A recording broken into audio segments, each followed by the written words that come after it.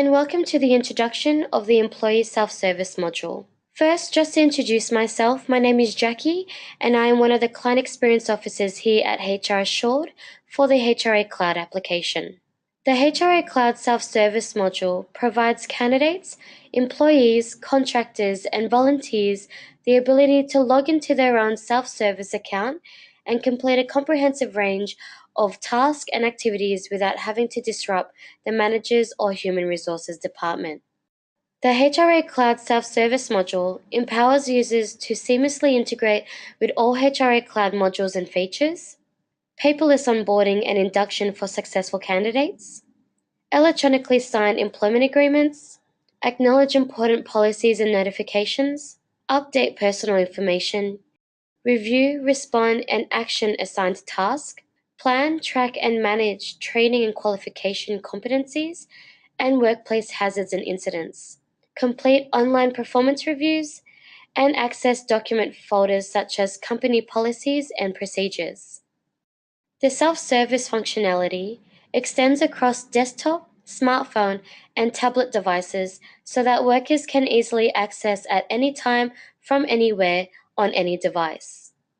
Our treasured clients rave about our self-service module as it empowers our workers to easily access their portal anywhere at any time, empowers workers to perform routine HR and WHS tasks themselves, and promote greater workforce engagement and participation.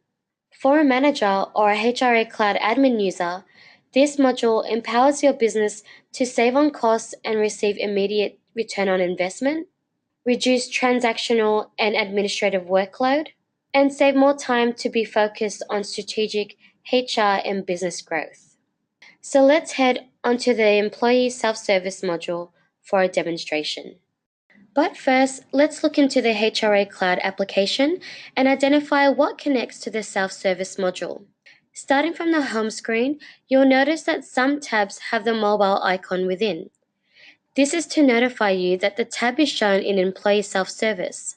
Even though this General Docs tab, for example, has the mobile icon, it's still dependent on the document's type and status that determines whether the document is shown in self-service.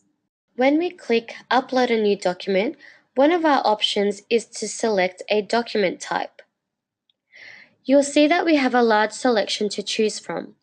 A self-service user only has access to view some of these document types, for example, employment contract, policy, and position descriptions.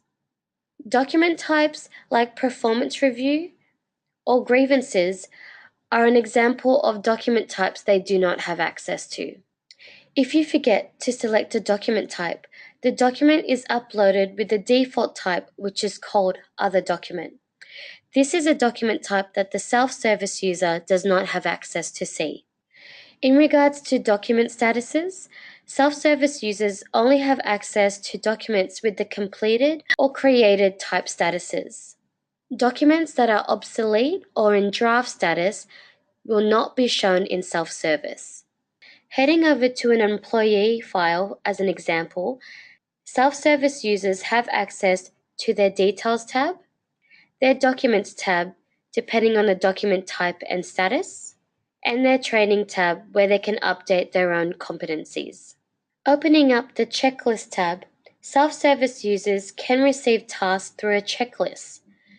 The Create an Employment Agreement checklist, for example, we have a step in Step 2.01 where we can send the employment agreement to the self-service user for them to electronically sign.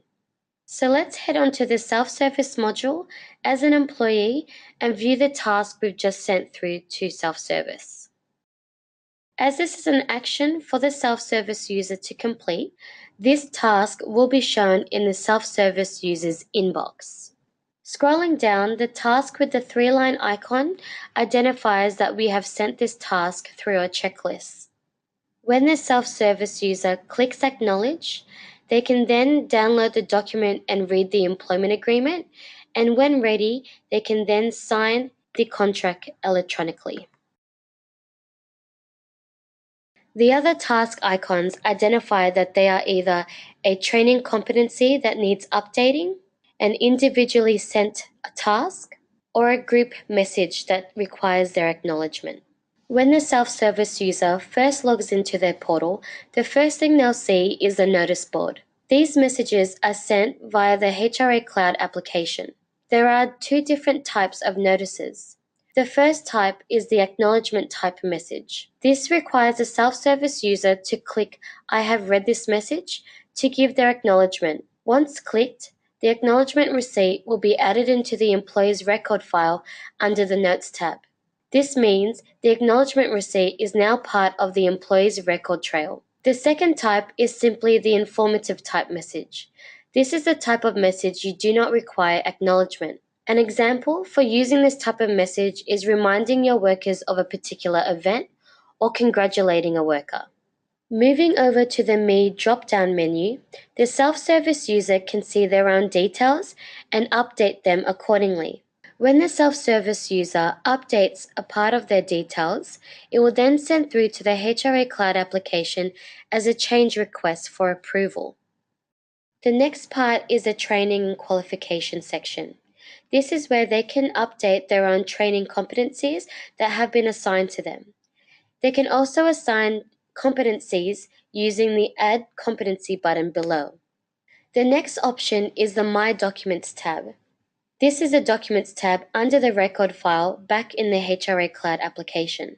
As mentioned, the self-service user can only view documents depending on the document's type and status. Moving over to the My Organization drop-down menu, the self-service user can see the General Docs and Policy tab that is shown back in the HRA Cloud application under the Employee Management module. The self-service user can also see the WHS Policies tab that belongs under the WHS Management module. Under the Safety menu, self-service users can also report their own hazard, risk, or incidents.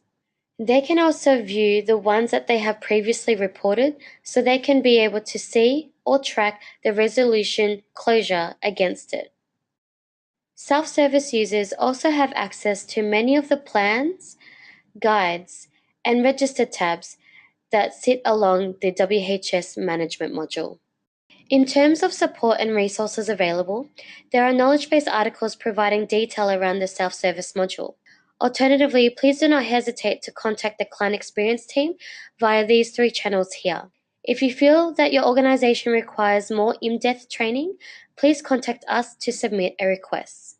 Thank you for watching and have a great day.